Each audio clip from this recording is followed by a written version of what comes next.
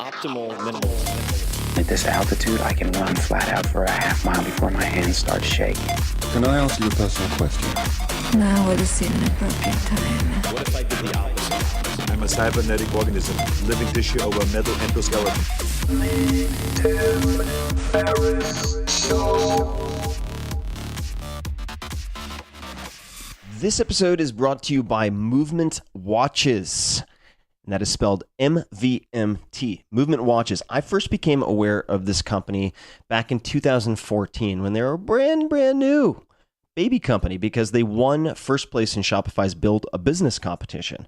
The founders are two college dropouts who wanted to wear fancy watches but had one wee little problem. They couldn't afford fancy watches, so they decided to scratch their own itch. Since then, their high-quality, affordable watches have gone from startup to more than 1 million watches sold across 160 countries. It's an awesome success story, and when you check out the product, you'll know why. They offer classic design, quality construction, and many different modern styles. So you can really pick one that suits you. You might want to start, one I would suggest would probably appeal to a lot of folks out there, is the classic black silver. So search classic black silver. The guys at Movement have a great offer for listeners of this podcast. They're offering 15% off your entire purchase with free shipping and free returns if you're dissatisfied for any reason, and they are very, very famous for their customer support. Just visit movementwatches.com/Tim. That's MVMTwatches.com/Tim. This podcast is brought to you by Mizzen and Main. Many of you longtime listeners know how I feel about Mizzen and Main. They make the most comfortable dress shirts in the world, quite possibly. They use advanced performance fabrics, which provide stretch and comfort, but that's not the real selling point to me. That's all great. It's all really good, but they are the only dress shirts, so to speak, that I travel with because you don't have to iron them. No more steaming, no more headache. I can just bunch them up and throw them in a bag, pull them out, and no one will be the wiser. They're fancy enough for important dinners, but made from athletic sweat-wicking material. So they're all-purpose. And hundreds of pro athletes love these shirts, including NFL All-Pro J.J. Watt. And last time these guys were on the show, they sold out of every item they featured, every single SKU. So if you're interested in getting a shirt, you might want to check them out on the faster side. Just go to tim.blog/shirts and you can receive $50 off when you purchase 3 or more shirts. So check it out, tim.blog/shirts. Hello, boys and girls. This is Tim Ferriss, and welcome to another episode of The Tim Ferriss Show, where it is my job to deconstruct world-class performers of all different types, whether they come from the worlds of business, chess, military, sports, you name it. In this case, poker. This episode of the podcast features Phil Hellmuth at Phil_Hellmuth, Hellmuth, who has won more World Series of Poker, World Series of Poker bracelets than any other person in history. I'm not drunk. I'm high on life. This interview comes from my television show Fearless. Fear, and in parentheses, less, because the objective is to learn to fear less, not be fearless, in which I interview world-class performers on stage about how they've overcome doubt, conquered fear, and made their toughest decisions. You can watch the entire first episode with illusionist David Blaine for free at att.net/fearless, so you can check that out. And to watch all episodes, just visit directtv.com or check out your account on DirecTV. So directtv.com, that is with one T, DIRECTV.com.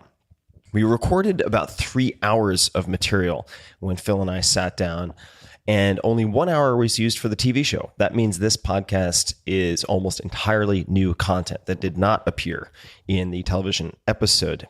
In this conversation, we explore many things, including Phil's morning routine, the importance of goals and blessings, how he became the youngest person to win the World Series of Poker, his prep for the high-stakes games in which he plays, what it takes to compete at the highest level, and much, much more. Also, since we recorded the show, Phil published his autobiography, Poker Brat, well-titled. You can check that out. So with all of that said, please enjoy this wide-ranging conversation with Phil Hellmuth. And let's get started right meow. Enjoy. Welcome to Fearless. I'm your host, Tim Ferris, and on this stage, we'll be deconstructing world-class performers of all types to uncover and distill the specific tactics they've used to overcome doubt, tackle their hardest decisions, and ultimately succeed on their own terms. So let's do a show of hands. How many people here think they can tell when someone is lying? 50%. Now, how many of you think you can lie and not get caught? 30. How many of you who raised your hands would be willing to bet your entire life savings on being able to do that?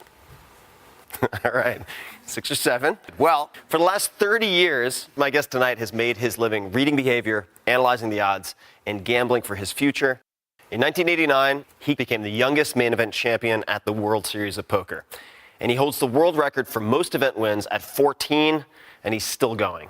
Please welcome author, entrepreneur, and professional poker player, Phil Hellmuth.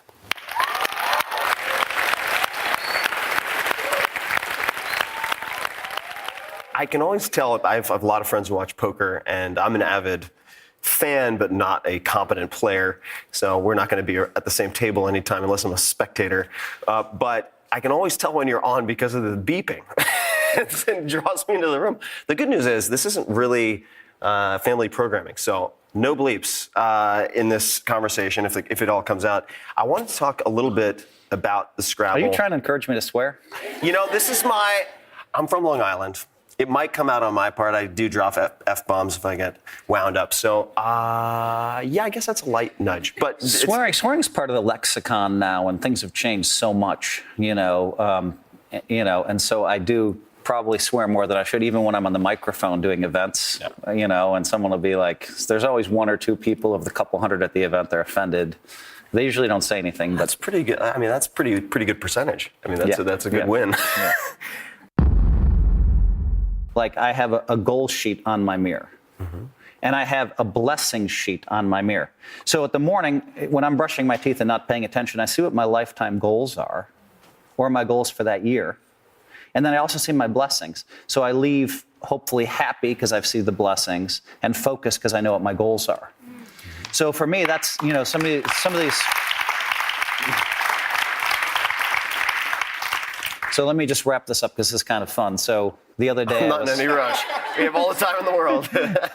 Well, I was at Starbucks 3 or 4 months ago, and someone came up to me, and I was really tired. It was a Sunday morning, and I hadn't slept well. And someone came up to me that doesn't know me that well or whatever, but I'm polite, and I smiled, and I shook his hand or whatever, and just wanted to get my coffee and get out of there. And then his wife pops up, and she's just glowing. And she's like, Phil, I got to tell you, I was at your speech. I put my goals up on my mirror, and I accomplished them within 2 months. And she was glowing. And I thought, wow, I had a profound influence on her life. Mm-hmm. And it just made me feel like, I know as a professional poker player at the top of the game, I do things no one else does in the game. And I know that I motivate. I've known this since maybe 2002. Where someone came up to me and they said, Phil, I was in a coma. And I woke up because I imagined playing you heads up at poker. And this guy sat down in the audience when I was playing heads up for a world championship. And my wife said, he sat down and you won 11 hands in a row. And she said, there's something weird here. And so from that moment on, way back in 2002, I realized that I'm motivating, that I'm inspirational to people. Not the stuff that you see on television, although that's kind of fun to watch. Yeah. Me beeping and whatever. But me performing at the top of what I do. You watch some great athletes do things no other great athletes can do. I like watching Tiger Woods at his prime. I like watching Michael Jordan. I'm not as big as those guys, but in my industry, it's kind of fun to see, wow, how did Phil know that to fold this or move in with this?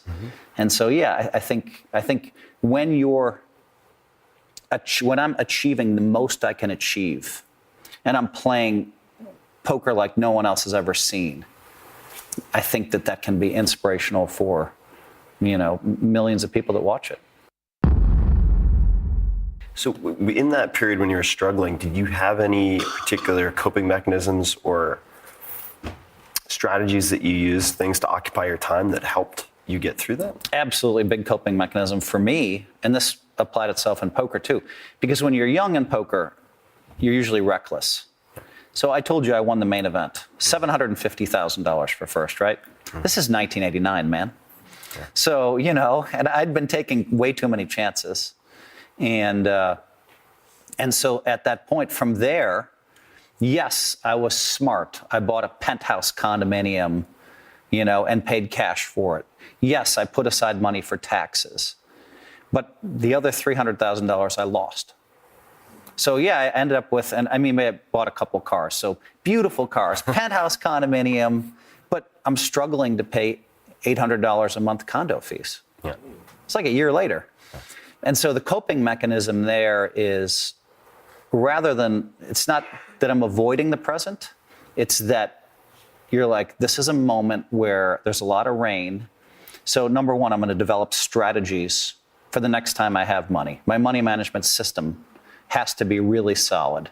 And I have to actually apply it and use it. That's number one. Number two, I would look forward and I'd say, all right, what does it look like in 2 years? It looks amazing in 2 years. And so in the depths of dealing with some of the worst times, I would take advantage of that down period, of that being trodden down, to be more focused. All right, how did this happen? How can I play poker better? How can I money manage? I mean, money management's more important than playing poker. For a poker player, just in general? Oh, yeah. Well, you can ask me about that later, but that's a Sure. very interesting topic. Yeah. But to go with it, you know, so those are the kind of the things I would use. Vince Vaughn was talking about this last night. Yeah. You know, he taught me something that I hadn't thought about much. Yeah. When someone's looking at a flop, they usually haven't hit it. They're trying to figure out, do I have anything? The flop meaning when the dealer puts up the card. When the first three cards come out, yes. But you have to pay attention to all that tells a story. Yeah, Vince and then was when saying the next card if they comes, look at it for a long time, they're trying to figure out what to make of their hand, whereas if they look at it quickly, then they either have nothing or, we were talking about, potentially a strong position. That was a great observation on his part. It made me realize how smart he is. Increased my respect factor for him because he got it and pointed out something that I hadn't been paying attention to recently. But everything adds up. It's a picture, you know, and how much are they betting? And when the next card comes off, now there's four in the middle, how much are they betting? And when the fifth card comes up, how much are they betting? Are they hesitating because they think I have to bluff all in here and I have to man up to do it? And then when they bluff, do they put it in right away or do they wait? You know? And then people try to use things to throw you off. Sure. So you have to decipher the whole picture. So I trust my instincts. And when I'm on, I look great. Yeah. But I'm just not on every day. So, you know, we film so much poker. Yeah. There's days where I'm off. And then a million of the kids watch it and they say, Phil sucks at poker, Phil sucks at poker, Phil sucks at poker. I hear that, I've heard that so often in my life, that I'm not good at poker. It's crazy to me. It's because they watch my worst moments. And I think, I wonder if I watched this guy who's criticizing me, if I watched all of his worst moments, you know. The blooper reel for somebody else, probably. So you were talking about, you know, when you're at your best. And by the way, that can get to me. People, you know, I mean, people were telling me I wasn't good at poker coming into, the game had passed me by coming into 2010. I sucked at poker, because I hadn't done anything in a couple of years. And I mean, the internet forums filled with how bad I was at poker because I'm a big target and because I hadn't done anything lately. And that's fair criticism. And then all of a sudden 2011 came and I had, you know, 3 second place finishes. And everybody's like, wow. And then 2012 came and I won 2 bracelets. And everybody's like, oh my God. But I swear, I'll never forget this. 2011, they were talking about how I was like, I'd fallen out of the top 500 in poker, how I sucked at the game. Exactly 3 weeks later, I had 2 second place finishes. And they were talking about how I was the greatest. And I was just like, all right, what changed? You know, I mean, I come remember on. I was given some advice early on when I was writing, because I was getting really thrown for a loop with some criticisms. I remember the first time I got a negative Amazon review, the very first time. It's like, Bummed you out. And I wrote this really logical, compassionate reply. This like long, I spent hours on this thing. And the guy replied with like, yeah, go fuck yourself. And I was like, oh, the humanity. Why won't you listen, internet? And somebody said to me, you're never as bad as they say you are, and you're never as good as they say you are either. And I was like, all right, that's fine. Did you then stop reading reviews? I stopped reading most of them. On Amazon and YouTube and a few places where it's like always devolves to like Hitler after like 2 pages. You're like, how did we get to Hitler? Like, it's a kitten video. But what I wanted to ask you before I get too far off the rails. So you just kind of gave up. Like, I stopped looking at poker forums in 2001. Yeah. I just stopped looking. Yeah. Well, I think it's like there's how to deal with something, and then there's choosing not to, like strategically choosing not to deal with it. So sometimes it's easier to not go where it's slippery if you don't want to slip, right? So it's just like with temptation, with quality problem, but like beautiful, smart women kind of swarming around when you're in Vegas or something like that. Similarly, it's like, well, I don't want to have to waste the energy to manage my response to something that isn't going to be productive anyway, because the good stuff is just going to make my head inflate, and the bad stuff isn't going to be probably even accurate, or it's going to make me feel terrible. So like, what's the outcome that I'm looking for? But what I wanted to ask you, because my whole life, to stay with that a second, my whole life has been, you know, I would get too inflated by the good stuff. My ego gets all pumped up. Yeah. And I'd get too devastated by the bad stuff, you know what I mean?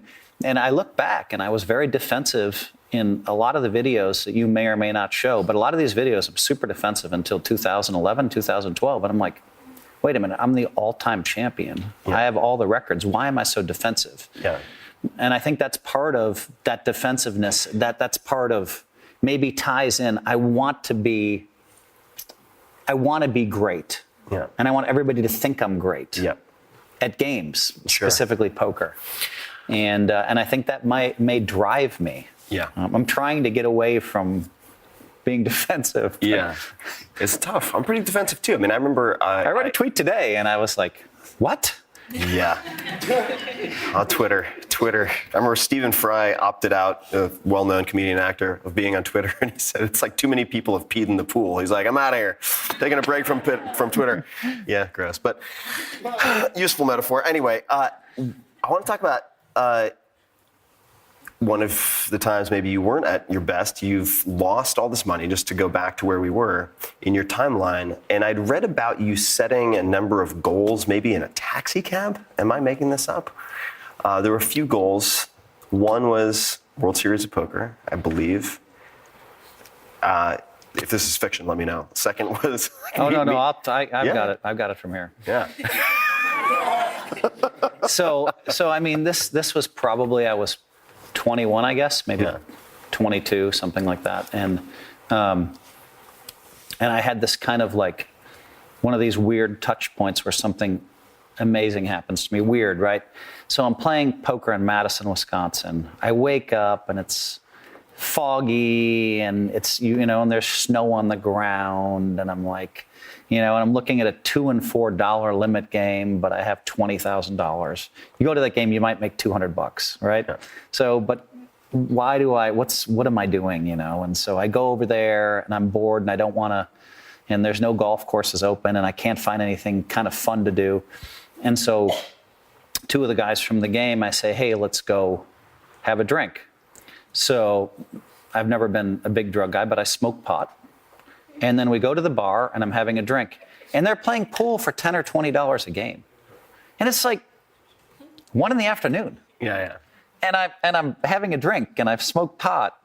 And I'm suddenly like, and they're arguing about $20 at the pool table. And I'm like, what the fuck am I doing with my life? You know? And I'm like, I got to get out of here. Yeah. So I go, and I'll never forget, I open this door, right? And boom, like the sun is out now. And it's bouncing off the snow. And it's just like, it's like a metaphor for what happened at that moment, was the reality of what happened at that moment. I opened the door and I saw all the light. right? And it's coming at me and it's bouncing off everything. And I've been in some dingy bar and I'm just like, wow, what is this? And I call for a taxi.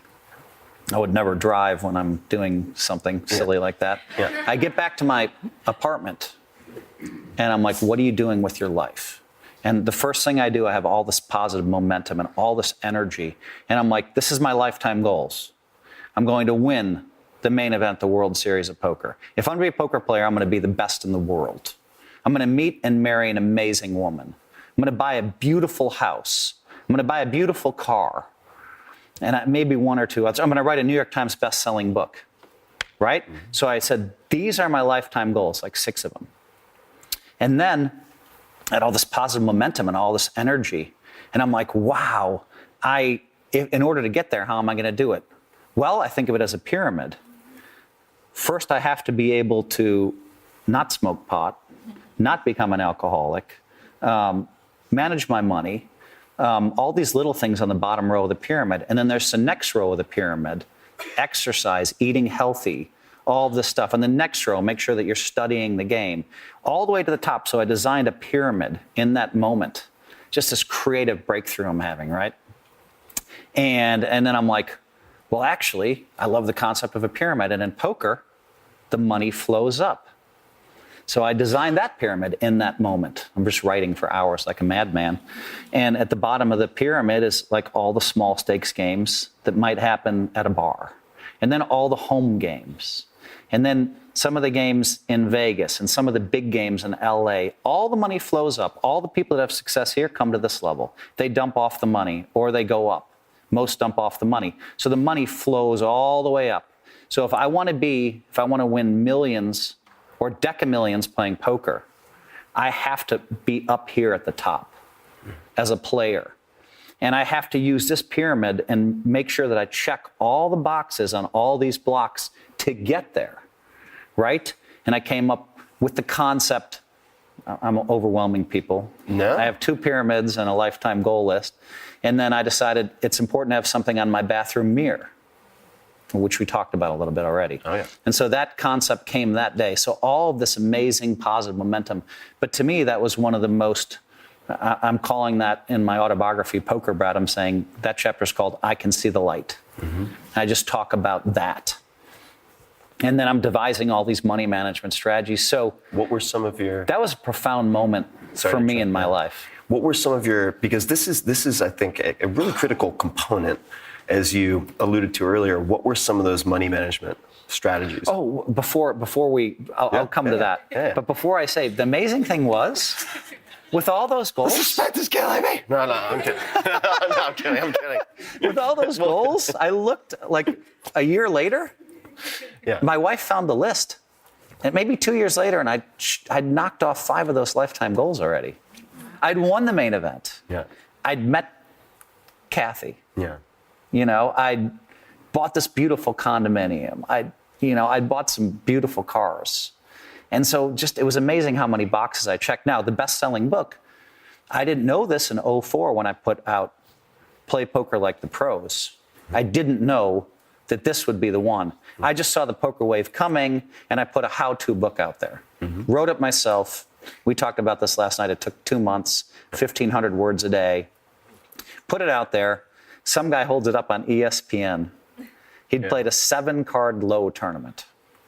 7-card low. He'd never played before. What does that mean? What's a 7-card low tournament? So, basically the World Series of Poker has a 7-card stud tournament, a Hold'em tournament, Omaha, all these different variations of poker. Mm-hmm. So he's playing in a 7-card low. He said, I read Phil Hellmuth's book. And he holds it up. Holds it up on ESPN. I read Phil Hellmuth's book and I cashed for $17,000. Not $1 million, not $2 million, $17,000. Yeah. Boom. My book hits the bestseller list. Yeah. Wow. So, that's a lifetime goal. So I remember HarperCollins calls me. They somehow, I guess we had cell phones by then. So they called me and they said, where are you staying? Yeah. And I'm like, I'm at the Lowe's Hotel. And they said, okay, your book just hit the New York Times bestseller list. We just sent a bottle of Dom to your room. And I'm like, and it was a how-to list. So I just walked around high for weeks because that was one of the last goals that I had to accomplish. Yeah. And there's so many directions we could go, but I'm going to go back to the well. Money management? Yes, sir. So at that time, because this is a critical survival skill, it seems like. I mean, foundational for. I'm glad you came back to this because I think the people out there should know this. Yeah. What's more important, great poker skills or great money management? Money management. I'll tell you why. If you have a guy that has poker skills, let's do a diagram here. Poker skills of 80, let's say poker skills of 90, okay. And you have a guy with poker skills of 80. But the guy with 80 manages money better, he's going to have a much more comfortable life. Mm-hmm. He's going to win his money. He's going to sit down in the smart games at the right time with the right amount of money. And he's just going to flow along. He's going to pay all of his bills. It's going to look boring. Some of the outsiders are going to say, oh, you're too conservative. But meanwhile, look at the guy who is 90, all right, but no money management skills. Mm-hmm. Loses all his money in one night. Yep. Now he has to borrow money from his friends. Loses that too. Then he gets staked, right? That means someone is bankrolling. Someone bankrolls him, but he has so much skill that he hits for $500,000 in a tournament. Okay, but his backer gets $250,000. But still, now he has $250,000. Now he's back in action, and he has a couple of successful months, runs it up to $400,000. But then over a series of 2 weeks, loses the whole $400,000, borrows from all of his friends again because he paid him back last time. This time he borrows more, gets staked again. He can't pay his bills. That's a tough existence. And so that's why money management is more important than poker skills. Now, how specifically? Yeah. By running, I remember a story where my wife thought I was a madman. It was 1997. She thought I was a madman. I'm wondering how many stories you have like that. But let's start with this one. So I remember saying, as soon as I'm worth $1 million, I'm going to get staked. That meant, based on what my house was worth, on stocks, all the stuff that I had in my life. And so I determined I hit the $1 million mark. This is in assets. Yeah, in assets. Mm-hmm. Call it 1997. Mm-hmm. And I was on the way down. And I was like, all right, I'm getting staked. I'm going to have Ted Forrest stake me, because people were lining up to stake me. I had pretty good results. And so I'm going to have Ted Forrest stake me. And I was celebrating, honey, I'm getting staked. But I wasn't celebrating the fact I was getting staked. I was celebrating the fact that I could hit $1 million in net worth and get staked. No one in history had done that to that point that I have ever heard of. Everybody else would go, hey, let's get $200,000 from the house. Let's sell a car. Let's sell some stocks. Not me. So I was celebrating. And my wife, I just remember in a hotel in San Francisco, I was all like, yes. And my wife just was staring at me like with daggers. Like, what's wrong with you? You're getting staked and you're celebrating. But that wasn't it. The point was I was going to draw this line in the sand, and I did it. Mm-hmm. And I got staked for the next 3 or 4 or 5 years until 2001. Mm-hmm. And Ted Forrest was great. Like if I had money due, my bills were a lot less than if I had $5,000 a month in bills or $7,000 or whatever it was. He would just press a button and send me the money. I was getting staked and I had no worries. I played less. I spent more time with my family at that point. Mm-hmm. And then all of a sudden, 2001, I won $500,000 in tournaments quickly, and Ted was entitled to 400 of it. Mm-hmm. Maybe I won, 400 of it or whatever. And I was more than happy. He had faith in me, and he made a bunch of money because of me, and that was great. That's what discipline it takes to have great money management. And now, today, I have a system where I'll only risk $10,000 a day. Mm-hmm. When I'm playing. You have to look at the percentage, I know. Look at the percentage. Look at the percentage. 10,000 is not a lot. So kids Only risk $10,000 a day. No, just kidding. It's a percentage. It's a percentage. I'm proud of that because actually, if I could translate to people at home, I don't know what that would be for someone at home. Take a guess. I mean, I now have to take a guess at your net worth. I don't know. Forget net worth. Or liquid assets. Yeah, I would say it's something that you can comfortably lose and not have it materially affect you or Correct. your family. Correct. And I just figured, and so for me, that was a big step. I implemented this 5 years ago. And it's been super successful for me because 10,000 doesn't last too long in the games I play in, right?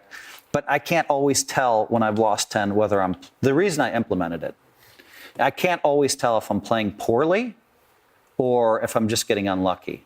There's always mystery there, mystery surrounding how good you're playing. And so I just decided, like, for me, it's been a great system. If I lose it, I'm like, all right, I can't do anything. I can't play for 24 hours or whatever till I wake up. All right, well, I might as well go to the movie. I might sleep a couple of times, couple of shifts, watch some movies in the room, chill, and show up fresh the next day. And I don't want to lose 10 today. I just did it yesterday. So you come up like ready to play, and you've thought about, did I do everything right? So, I mean, that's been a good system for me for the last 5 or 6 years. How would you have reacted had you not won? I think it would have been devastating, but I would have still had 350, 400,000. But you have to understand at that point there were 4 majors per year. And then there were like 9 World Series. So that year there were, say, 11 World Series of poker championships. And then there were like 3 other ones you really wanted to win, which I considered majors. And one of them was the Bicycle Club main event. And I won that one in 1988 in August. So I'd already won one of the majors and was all over the poker press. And so to win that was just kind of like, that was the greatest moment, maybe the greatest moment in my poker career, just to win that. It's nice to back it up 13 more times. So speaking of backing it up, at what point before 1989, so I know we're doing a little memento style, like chronologically fragmented approach here, but bear with me. I don't know why I keep looking at you. You look like very pensive. The question was, which I appreciate, it's like thinking hard. The question is, when did Johnny show you his hand? This is what I've read. Maybe this is also just myth. And you saw something, or at least you told him you saw something. Well, the interesting thing about this is more for poker people. I'll try to make it so everybody can understand. So the blinds were 5 and 10,000 when we were heads up. And first thing I had whispered to Johnny Chan, we played 32 minutes. I had whispered at the beginning, you're going to have to play perfect and get lucky to beat me. Now, if the cameras had been working in those days, that's one that would have been played a lot, and people would have said, boy, that kid's cocky. But I whispered it just so Chan could hear. And exactly 4 hands before, I had the ace-7 of diamonds. I still remember. And I opened for 35,000. So you have to think in terms of how much money you're raising. Okay? So that's 3.5 times the big blind. Yeah. That's how they look at it these days. A 3.5 is pretty big. But then Chan called the 35 and raised 130,000 more, almost twice the size of the pot. These are unheard of big numbers. And a mental note went off. I said, I'm not going to play with him this hand. But he's stepping on the aggression now. I can see he's putting a lot of money. He's become very aggressive. I'm going to fold this. I don't like folding it, because everybody else in the world back then would put a lot of money in with any ace, especially ace-7 suited. I said, I'm going to fold this. But I noticed he's changed his style. And my mind was just completely encompassed in how am I going to win this. Exactly 4 hands later, I looked at 2 black 9s, and it was like the script was already written. I'm going to open for 35,000. He's going to raise 130,000, and I'm going to just pile in 700,000. Just boom, that quick. And so it was like sometimes scripts are written from hands, and so I did that. He did it. I waited. I didn't want to give anything away. I didn't want to show any excitement. Didn't want to do anything that would change him from doing what he was going to do. He re-raised 130,000. The minute those chips hit the pot, I said, I'm all in. That's like, he started the hand with 600,000. Boom! I'm raising all your chips right back on you. And it was 2 black 9s, a pretty strong hand. And now he started studying and thinking. And I thought to myself, if he had ace king or ace queen or ace jack or ace 10, he would have put the money in already. And those hands are very close. Like maybe I'm a 12 to 10, 13 to 10 favorite. I don't want to play a pot where I'm only 12 to 10 or 13 to 10. I don't want to leave it to chance. I also thought that he would call with any pair above 10s instantly. So at that point, I'm thinking, wow, what does he have? Do I want him to call or not? And I'd been around poker long enough where I didn't want to influence the action by acting strong or acting weak. I said, just let things play out and see where it lands. But if he had king, queen, I didn't want him to call. I'm only a small favorite. When he had the ace-7 of spades, I was kind of surprised. Also, he would have called right away with 8s or 7s, which is a great position for me. When he had ace-7 of spades, I was kind of surprised. It was a little weaker. And I think he decided, this kid is tough. He and I had faced off in the 1988 World Series. He'd seen me. We'd faced off in August at the tournament I won, when I won the major at the Bicycle Club that I just mentioned. And so he knew that I was there. He'd even come out in Esquire magazine in January and said, this kid is going to win the main event as soon as he learns to tuck it in a little bit. That was more fuel for my fire. Reading myself in Esquire magazine, that was a big thing, man. Yeah. Back then, nobody talked about poker.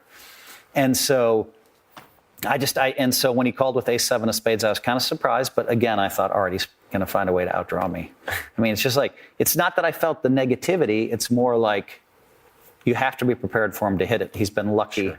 You've watched him get lucky. And so, I mean, when that 6 of spades hit, I was arms in the air. Heaven. I was going to tell you about the question that Antonio asked me that I told you about last night. Let's jump into it. Okay, let's see. Another subject switch for Phil. Yeah. Get used to it. Antonio is a mutual friend, very, very savvy investor and entrepreneur in his own We right. can say his last name, right? Sure, Antonio Gracias. Antonio Gracias, amazing guy. He's on the board of Tesla, SpaceX. Really great friends with Elon Musk. That's how we met originally. Yeah, we met at an Elon Musk party. How lucky were we to be there? Yeah. It was like, how did they lose bracelets? And we ended up with anyway. Well, especially me. This guy, I mean, come on, 14 bracelets. Okay, fine. No, anyway. I mean, it was pretty amazing to be there. But anyway, Antonio Gracias, last year my ego was flying out of control.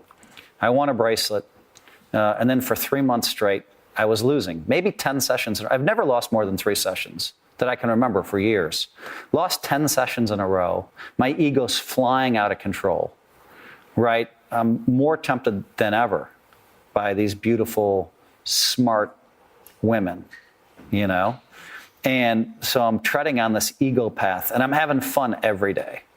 Just I'm doing events in New York, Chicago, appearances. I felt like I was attracting everybody. Mm-hmm. And I'm just having a blast with it, And I'm in the Hamptons, and just all this fun stuff is happening. And so it's leading to a little bit of a car wreck for me.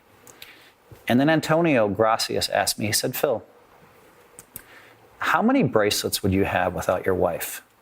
And I wanted to answer selfishly, well, I might have more because I'd play more tournaments. But I knew that wasn't true. Yeah.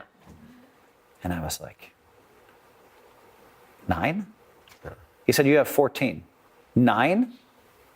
You really think you'd have that many without her? And I thought, wow, maybe 7? And the minute that connected with me, this egotistical guy walking around, not mistreating anybody, nice to everybody, I've learned that, respect everybody, I've learned that.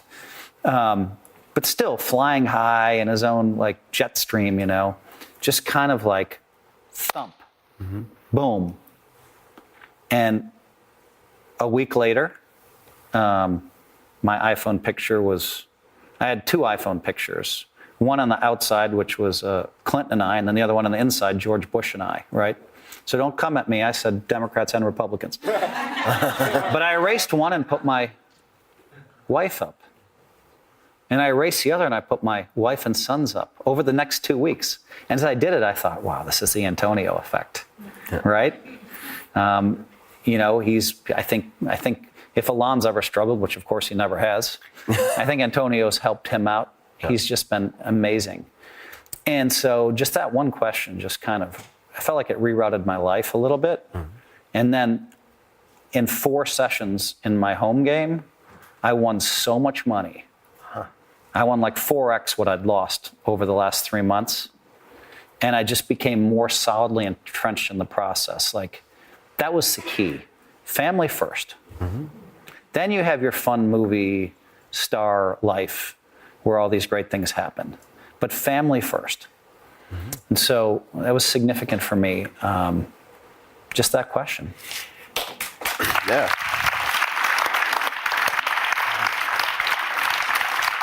So on a related note, this is a question from Facebook, Melanie Nelson.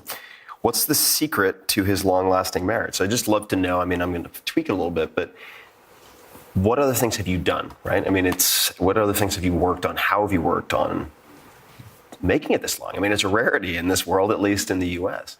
It's rare, you know, and it's not always easy. Right. I mean, I think one thing is that, you know, I still have great desire for my wife. I still lust after her. Honey, I love you. And that's important to keep that. Yeah. It's important to keep that. I think for me, you know, I think my wife was probably ready to leave me in '99. Like, who the hell is this guy? I married a diamond in the rough. He's still in the rough. You know, you're still a piece of coal. What I mean, you were supposed to change and grow up. You're a smart guy. Her threatening to leave me devastated me. But my wife's smart. So she didn't do anything drastic. We went into therapy together. And I worked really hard at all my faults. Too much ego, too self-centered, too narcissistic, blah, blah, blah, right? A lot of stuff that was really important to work on. And I saw the truth in all of that. And I was thinking about it every week. We'd spend an hour and a half, 2 hours, 3 hours a week. And, you know, figuring out how things I might have done wrong to her, mostly unintentionally. Sometimes I'd be trying to do her a favor, but of course, sometimes women think differently than men. Men are from Mars, women are from Venus, right? Yeah. So I learned a lot about that stuff, and it changed my primary relationship. So I grew for a year and a half, massive growth. And what I found is all the other relationships changed. One of my friends, John Benetti, was crying in the car. Phil, it's the first time you've listened to me in 10 years, crying. Wow.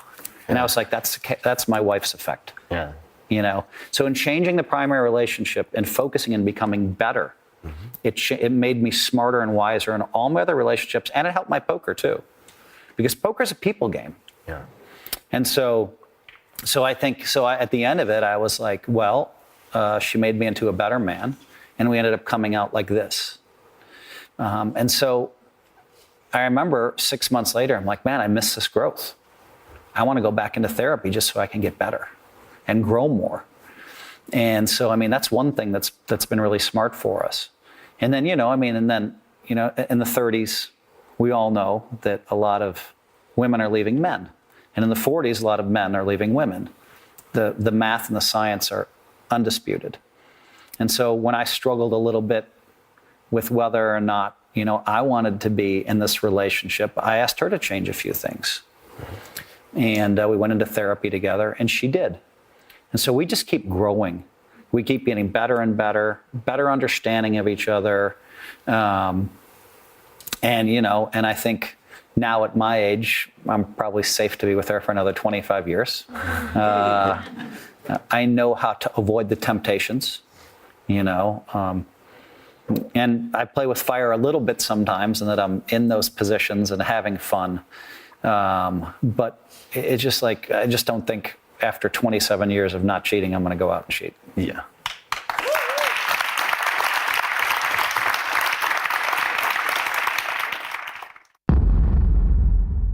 How do your poker skills help you away from the table? You mentioned negotiation. Are there any other areas in which you can think poker has helped you? Well, I don't know. I have to think about that. I mean, maybe the answer is everything. I don't know. I mean, it could be everything. Yeah. I mean, a lot of my friends who love poker, who are not professional players by any stretch of the imagination, but I had one friend of mine, very well-educated guy. I mean, he has a tattoo of a semicolon on his forearm. It's like, what? Very well-educated guy, John, who says that he learned all he needs to know about sort of navigating the world from his learning of poker. I have one. So my friend Alan Mishra, who cured tennis elbow. I didn't know you knew Alan. Oh, you know Alan too? Alan is one of the foremost experts in something called platelet-rich plasma, PRP injections. So they take out your whole blood, they spin it in a centrifuge, and they isolate the growth factors and then re-inject it locally into injuries like tennis elbow. He's been in the New York Times. Fascinating guy. Yeah, amazing guy. He came to me in 2002 and said, I have this PRP thing. Yeah. So I got involved with him, but Really? Yeah. I'm like, dude, you're going to change the world. And he's like, that's just what I needed to hear. And so I've invited him to my poker camps, and we hang out. And right now we're in a suicide football league together. We have one team left. So we're trying to decide. Suicide football league. It's just one where you have to pick a winner each week. Yeah. But you can only pick a team once per year. So by the end, you're picking Cleveland and some other teams that haven't won many games. Got it. Okay. But anyway, Alan told me that, playing poker has helped him read his patients. These high-profile patients come to him, and he says, well, did you hurt your knee doing this? And if they hesitate, he's like, no true answer's coming. Like he can, have you been taking your medicine the last 3 weeks? And he can tell whether they're lying or telling the truth, and that's good for him because then he can design a better program for them. Yeah. Fantastic doctor. Hard to get a hold of. Amazing very, guy. very, very popular, competent guy. Well, he's the guy that invented the surgery that Kobe had on the knee, where he went to Germany. Yeah. Alan invented PRP. Yeah. Alan owns the U.S. patents on PRP. Yeah. And yet when Kobe goes over to Germany, no one mentions Alan Mishra's name as the inventor. Yeah. It's some doctor in Germany. Yeah. It's amazing what he can do. Imagine this, folks. You have your own blood. He spins out the PRP, okay, the growth hormone. Let's just say that you have Alzheimer's. They pour the PRP on the area with Alzheimer's. He thinks that may be one area that he can help. Say you had a heart attack. They've already proven that your heart will come back 85% better with your own blood. So imagine, we've been searching the top of the Himalayas for amazing things when it's inside your blood, all this ability to cure. And Alan's working on some curing cancer stuff, which is amazing. And I don't know. I don't know. Maybe I'm naive. I believe he has a decent shot to. I believe he's going to cure cancer. He's. I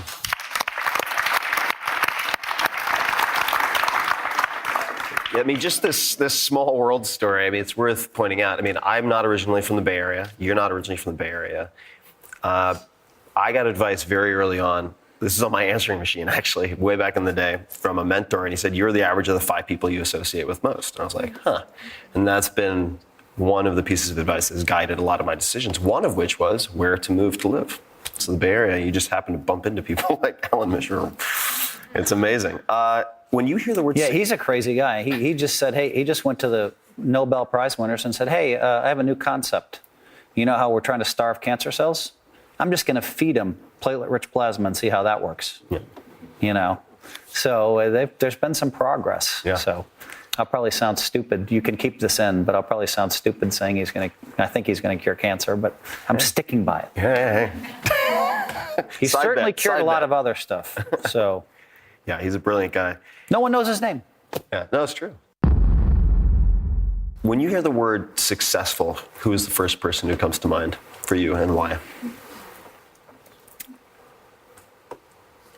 Wow.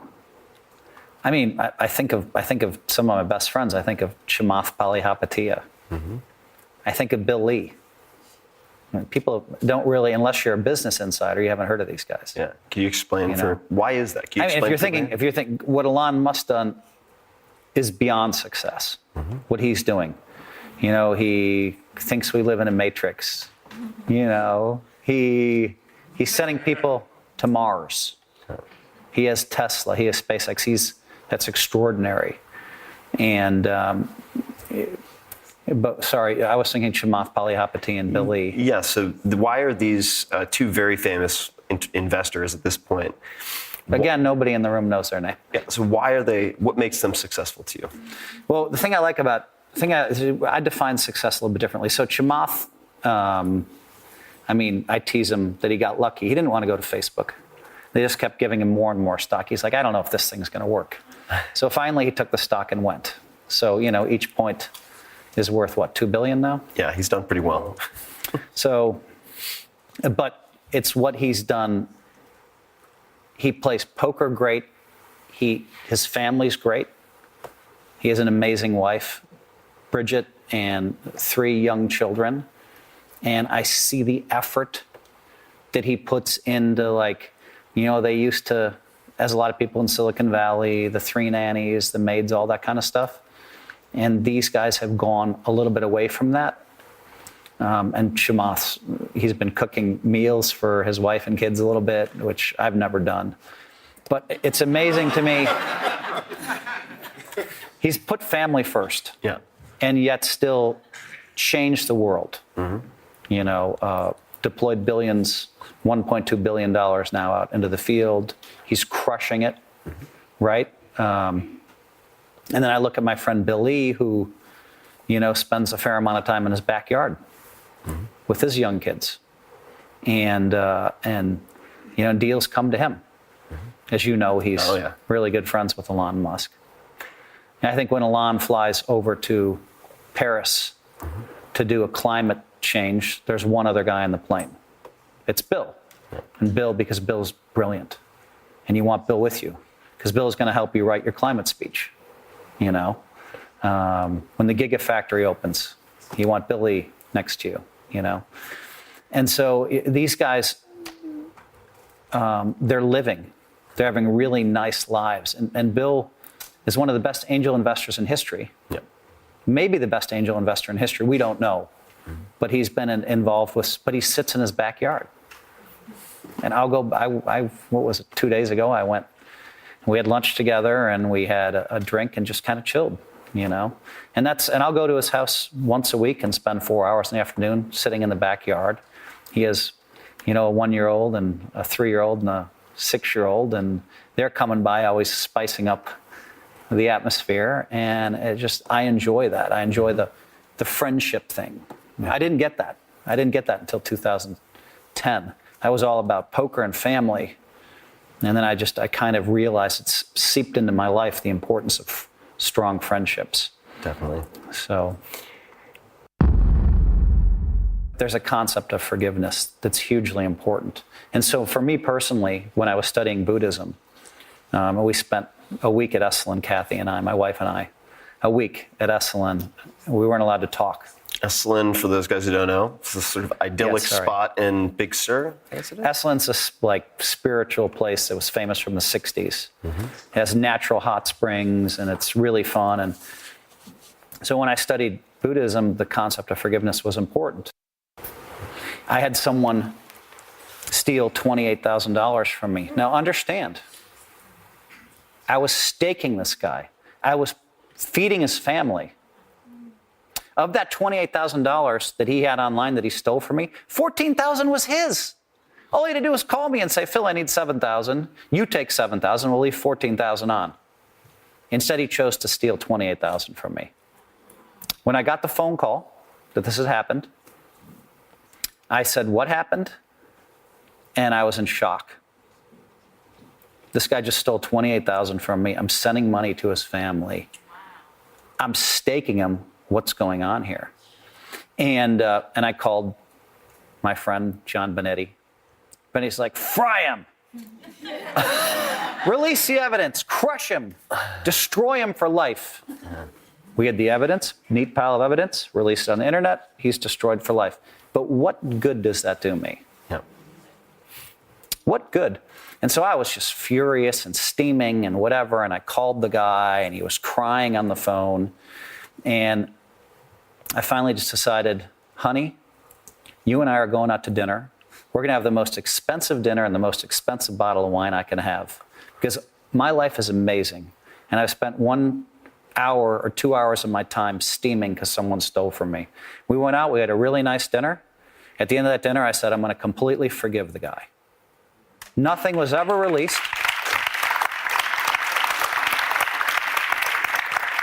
But here's the beauty. Here's what I didn't expect. I got paid back in full. This guy defends me to everybody on the planet. My wife said, he's turned into like a protector of yours. So now this is a big profile guy. He's defending me to everybody, telling everybody what a great guy I am. And I remember the other amazing thing about this happened on a Monday night. I could have released it, all hell breaks loose. The internet just goes crazy in the poker world. Instead, I flew to Connecticut to play in a poker tournament, $10,000 buy-in on Friday. You can't make this up. You can't. I saw the guy walk down me in the hallway. I shook his hand. It hurt a little bit. It hurt a little bit, but I shook his hand. I wouldn't give him a hug. I shook his hand, but I never had to worry about him again after shaking his hand, right? Yep. This is the freaky thing. I played in that tournament. Now, if I were at war with him, and I don't know, he couldn't say anything negative about me, but he might just start throwing mud trying to come up with stuff, right? I don't know, he could never attack me. Right. But people would make shit up, right? Yeah. So rather than in some mud throwing contest, my mind is focused on the poker tournament. You can't make, I won $280,000. Now, for third place, but $280,000 exactly 10 times What you lost. what had been stolen from me. So I got the $280,000. The guy paid me back in full, and he's been a protector of mine. All because I forgave this really bad actor act, right? So I love the concept of forgiveness. This isn't the only time. I have another great forgiveness story. In fact, I'm going to tell it because if anything makes this edit, I want the forgiveness stuff to make the edit. Okay. Another guy who I used to play poker with in the 80s in Madison, Wisconsin, he made sure that I was banned from the big game. He didn't want me to play in the big game in Madison. He banned me. So there's a lot of animosity towards him, right? Was he afraid of losing, or why didn't he want you to play? Partly that, probably thought I was acting up a little bit, but I think it was mostly he didn't want me in the game because I was winning so much money in Madison. He banned me for 3 years. I moved in 1993. In 1994, I saw him with some other friends, and I invited him out to a movie. We went out to a dinner and a movie, and I was nice as I could be, and I completely forgave him. Okay? In your head, or? In my head. Yeah. And sometimes that's an act where I'll lie down on a bed, I'll close my eyes, and I'll try to meditate, and I'll send love towards that person that I hate. I'll just waves of love, whatever that means to the individual. But when I'm doing that, I usually am on the bed a long time, because then I'm like, well, I have to send love to all the people I love, too. So I'm there 20 minutes, but I don't know. I can't explain it to you. Then the very next time I see someone like that who I've sent love to, it's like they've received it.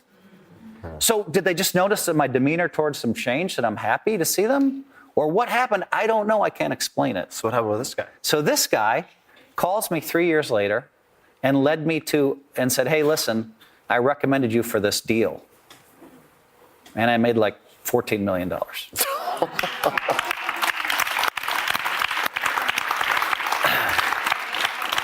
So I got to tell you, I'm into forgiveness. So I forgive everybody. So now, but I haven't had some of the really horrible stuff happen. You know, like I don't know, rape or stuff like that. I wouldn't know how to counsel someone who's really traumatic stuff happen. You know, but I know for me, forgiving people stealing from me and all this other stuff has led to amazing results. And I have no hatred in my heart. I get to walk around happy every day. You know, and again, I think it's really huge. I'll say it again. When you're walking down any hallway and anybody on the planet walks towards you, I don't have to turn left or right.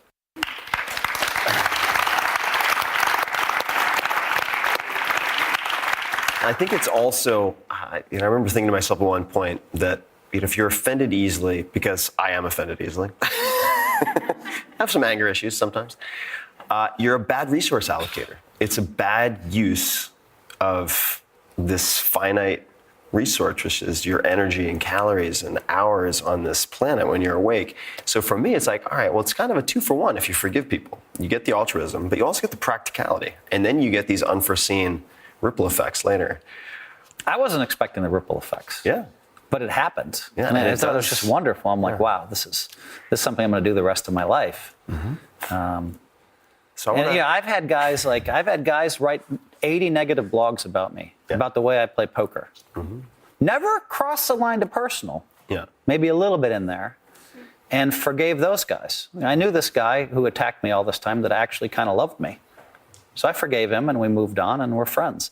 So I've never written anything negative about him ever, but it's okay. Yeah. I don't feel the need to, you know. So I want to maybe take a hard left turn and talk about Rampage. We're turning away from forgiveness? I'm going to Rampage. From forgiveness to Rampage. Don't worry. We're not going to end on a sour. Somebody knew what that Rampage was about. We're not going to end on a sour note. So you told a story last night. Well, I was having some Malbec, let's be honest. And you told the I'm going on the Rampage story. Now, was this in Europe or was it somewhere else? So we had a $300,000 buy-in tournament in May. And I decided there was a 300K, there was another 100K, another 100K. And so I thought, you know what? I've been bad at raising money to play poker. I've let one guy stake me. I've made him like 1.5 million. It's been great. But let me try this other way. And so I reached out to my friends, but I wasn't sure they would respond. So I reached out, so I thought, but I only want to reach out once. So in this email, I'm going to say the first thing, it's a high-risk investment. You're putting up $540,000 for me to play 6 tournaments.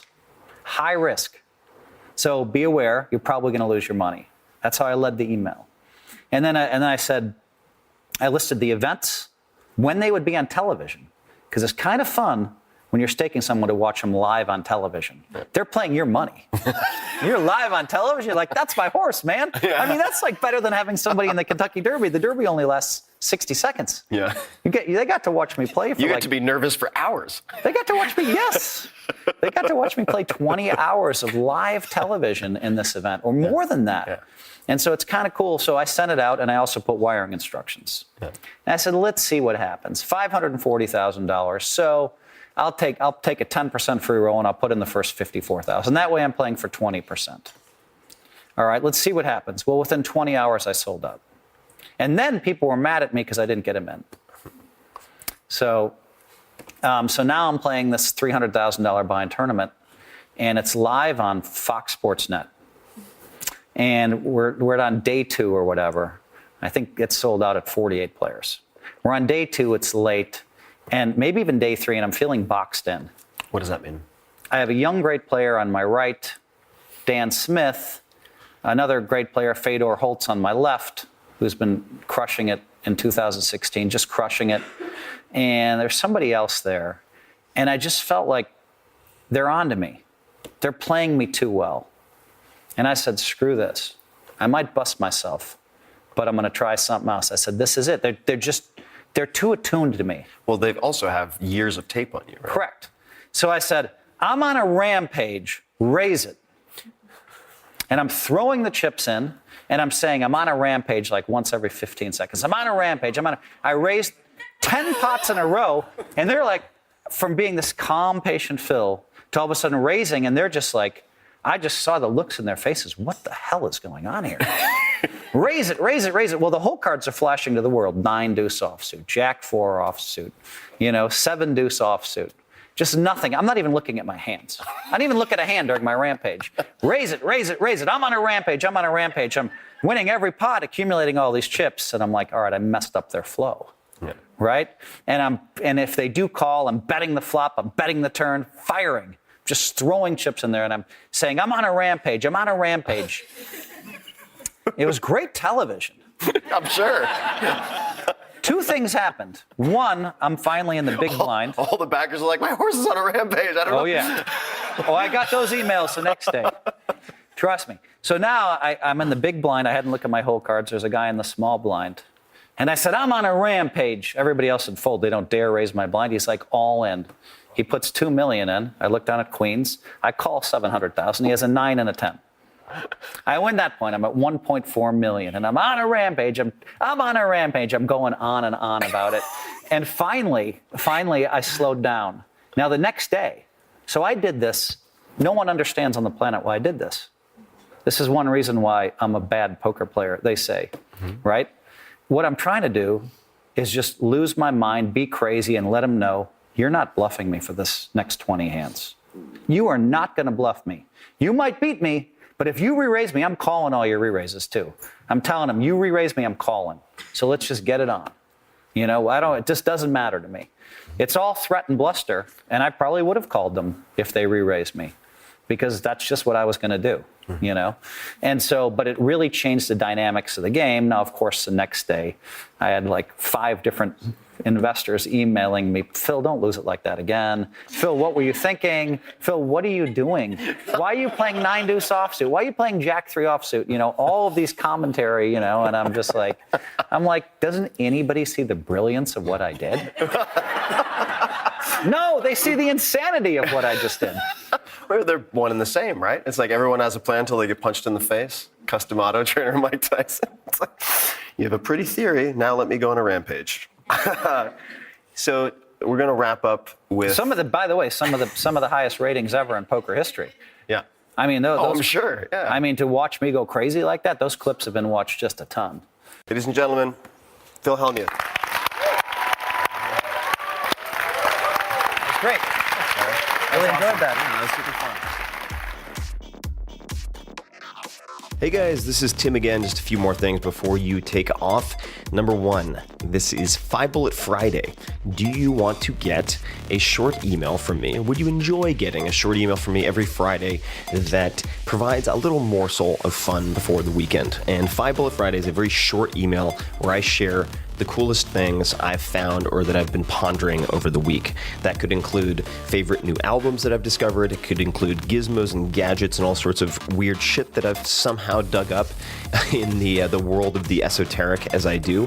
It could include favorite articles that I've read and that I've shared with my close friends, for instance. And it's very short. It's just a little tiny bite of goodness before you head off for the weekend. So if you want to receive that, check it out. Just go to 4hourworkweek.com. That's 4hourworkweek.com, all spelled out, and just drop in your email and you will get the very next one. And if you sign up, I hope you enjoy it. This podcast is brought to you by Mizzen & Main. Many of you longtime listeners know how I feel about Mizzen & Main. They make the most comfortable dress shirts in the world, quite possibly. They use advanced performance fabrics, which provide stretch and comfort, but that's not the real selling point to me. That's all great. It's all really good. But they are the only dress shirts, so to speak, that I travel with because you don't have to iron them. No more steaming, no more headache. I can just bunch them up and throw them in a bag, pull them out, and no one will be the wiser. They're fancy enough for important dinners, but made from athletic sweat-wicking material. So they're all-purpose. And hundreds of pro athletes love these shirts, including NFL All-Pro J.J. Watt.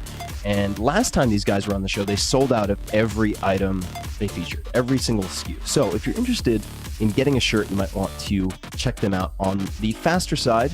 Just go to tim.blog/shirts and you can receive $50 off when you purchase 3 or more shirts. So check it out, tim.blog/shirts. This episode is brought to you by Movement Watches. And that is spelled MVMT. Movement Watches. I first became aware of this company back in 2014 when they were brand new baby company because they won first place in Shopify's Build a Business competition. The founders are 2 college dropouts who wanted to wear fancy watches but had one wee little problem. They couldn't afford fancy watches, so they decided to scratch their own itch. Since then, their high-quality, affordable watches have gone from startup to more than 1 million watches sold across 160 countries. It's an awesome success story, and when you check out the product, you'll know why. They offer classic design, quality construction, and many different modern styles. So you can really pick one that suits you. You might want to start one I would suggest probably appeal to a lot of folks out there is the classic black silver. So search classic black silver. The guys at Movement have a great offer for listeners of this podcast. They're offering 15% off your entire purchase with free shipping and free returns if you're dissatisfied for any reason, and they are very, very famous for their customer support.